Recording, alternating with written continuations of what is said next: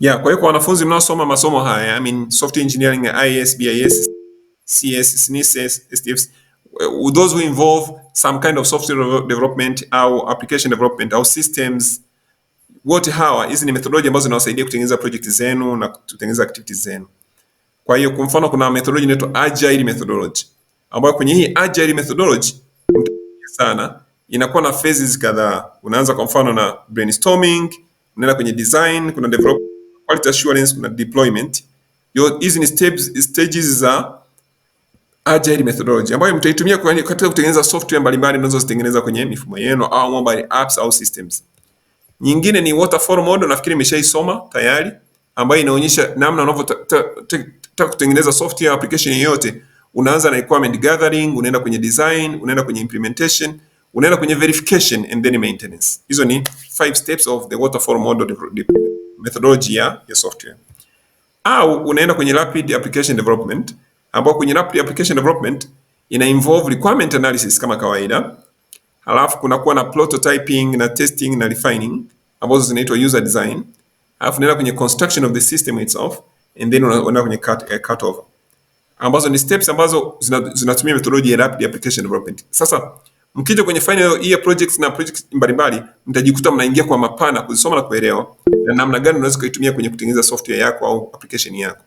Kwanza, hatua ya kwanza utagather requirements kama nilivyosema, utaenda kwenye user design, utaconstruct ile software yako and then cut over. Yote hizo ni njia ambazo unazipitia wakati unafanya development.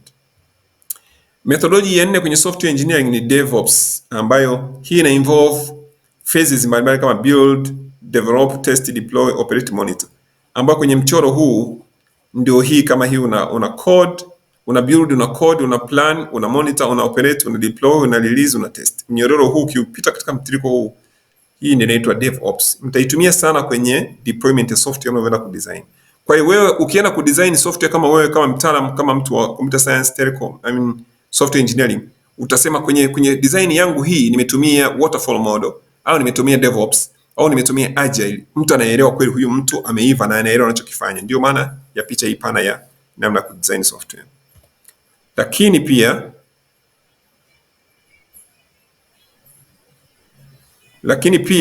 naomba zima kata nyekundu. Haya, kata hapo.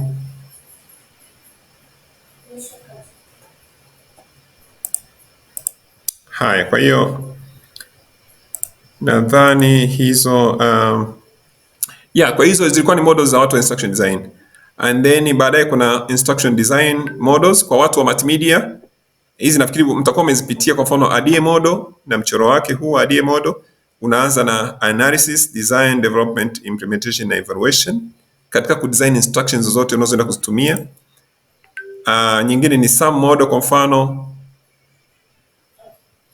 ambayo ina involve instruction design models mbalimbali. Halafu utakwenda kwenye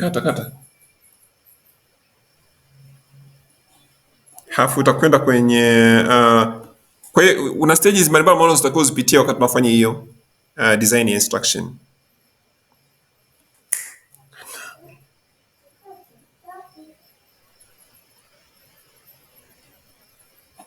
Halafu unakwenda kwenye Ganye's 9 event of instruction, ambazo nadhani mtajisomea. Hizi ni steps 9 za Ganye ambazo hazitoka kwenye design instruction. Watu wa multimedia na instruction design ni maeneo yenu haya. Kuna Merrill's first principles of instruction, pia ni nzuri kwa ajili ya kutengeneza instruction za kwenu, kama pata kutengeneza hiyo instructions, ambayo hiyo mchoro wake ndio huu, ambao kwa hiyo basically hiyo ndio picha pana na the different methodologies na models ambazo tunazitumia kwenye kutengeneza projects mbalimbali, hasa kwa watu wa informatics na watu wa tofauti na watu wengine na methodologies mbalimbali katika maeneo hayo mbalimbali. Nadhani sitaki nichukue muda mwingi sana, nitaka nitoe picha hiyo kwa mapana ya namna ya kuweza kufika katika definition hiyo. Nadhani sasa turudi kwenye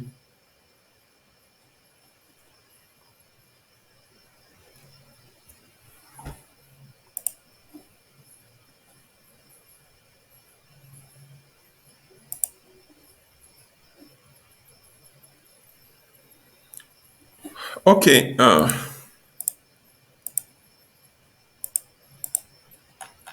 okay, nadhani niligundua kwamba nilikuwa nimemute microphone, ambapo nilikuwa nawapitisha kwenye hizi models mbalimbali ambazo mnazitumia kwenye software development. Kwa hiyo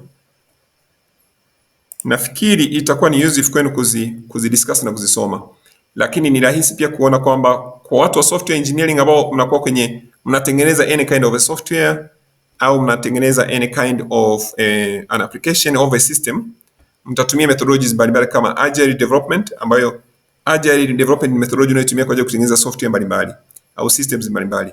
Ina steps kwa mfano brainstorming, design, development, quality assurance na deployment, katika ngazi mbalimbali za kutengeneza software yako kwa watu unaenda kuwapelekea solution. Methodology ya pili ni waterfall model, ambayo katika hali ya kawaida unaanza na requirement analysis, alafu tunakwenda kwenye requirement design, design of the requirements ulizozipata, unaenda kwenye implementation, and finally you go to verification na maintenance.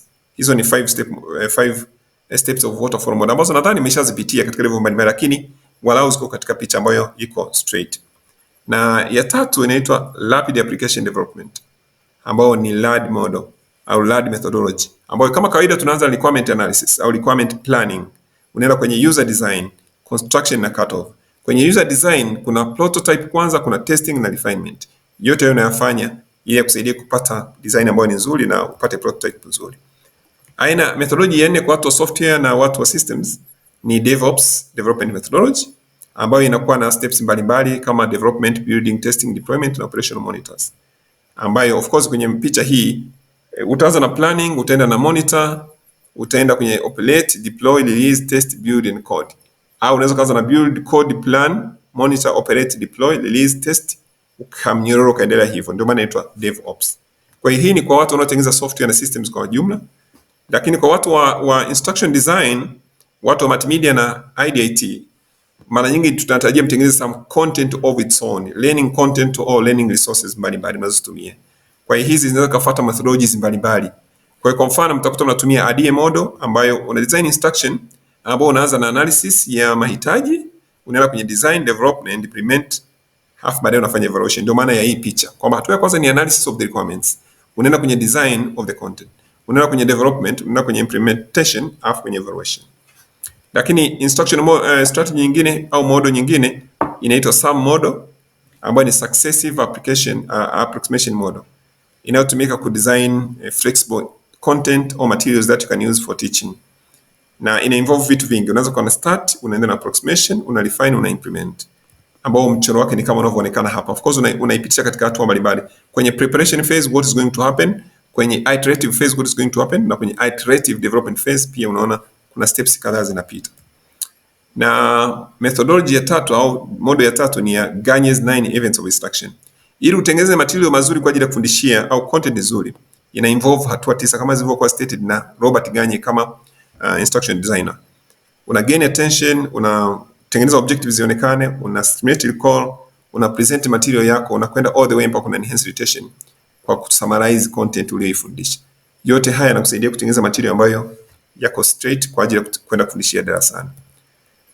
Methodology ya mwisho ya 4 ni hiyo ya Merrill first principle of instruction, ambayo ina involve activation of prior knowledge, demonstration of skills, application of skills na integration of these skills katika real world, ambao anakupa mchoro huu wa integration, activation, demonstration na application ili kusaidia kuweza kupata content ambayo iko cross cutting lakini na solve a number of problems. Na hizi ndio principles za Merrill, kwamba learning is facilitated whenever learners are engaged in solving real world problems. Kama learners wanakuwa recall na existing knowledge ya kujua wanaelewa nini kabla ya session. Lakini learning is facilitated when new knowledge is demonstrated to the learner, when new knowledge is applied to the learner by the learner, and when new knowledge is integrated in the world of learning. Kwa hiyo nafikiri hapo tumefika mwisho. Huu mchoro ni summary ya methodology, research design kwa kila methodology na research methods zinazotarajiwa kutoka kwa kila methodology katika design. Katika namna hii inasaidia kutoa summary ya yote ambayo tumekuwa tukijadili kwenye session hii. Kwa hiyo nafikiri tutakuwa tumefika mwisho wa lecture yetu ya 3.